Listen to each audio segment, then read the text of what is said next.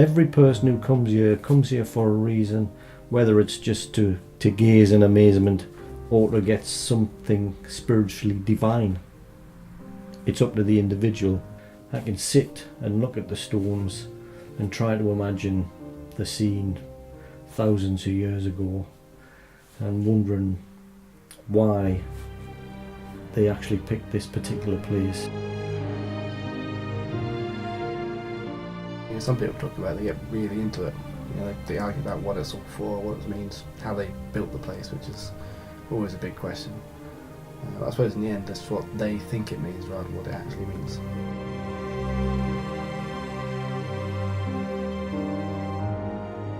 I think it's interesting to find out what it might have been used for in the past. But there again, it depends what you call the past, because surely at different stages throughout its life it's been, or it's meant something different to somebody. Well, like now it might be just somewhere to go and enjoy or be healed or whatever. In the past it must have had perhaps quite an important meaning to a group of people, and at each stage in history surely it's meant something different, but that doesn't mean one is more important than the other.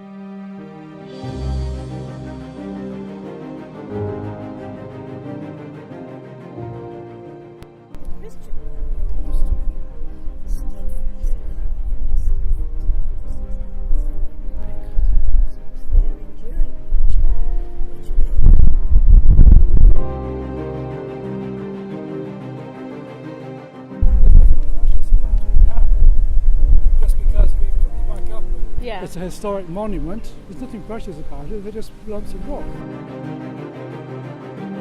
Obviously these stones were put here for a reason.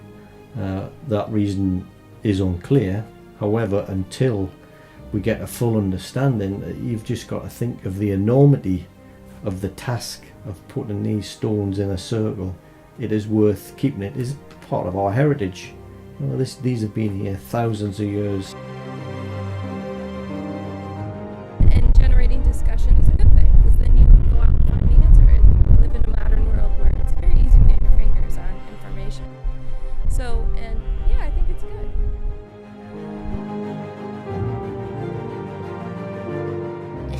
Living there, it's a big part of your life.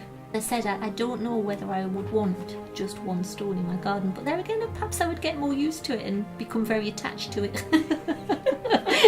Want to own it as mine.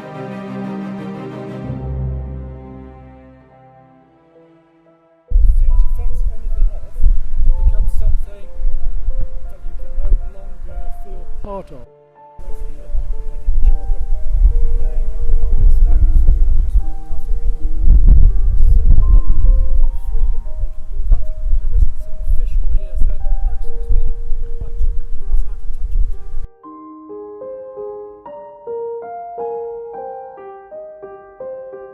But believing in nature and being at one with nature, I don't have a problem with that at all. I think we should perhaps get back to that more. And I think if more people could get in touch with, I don't know, themselves perhaps, when they're around things like that, well then I think the world might be a better place.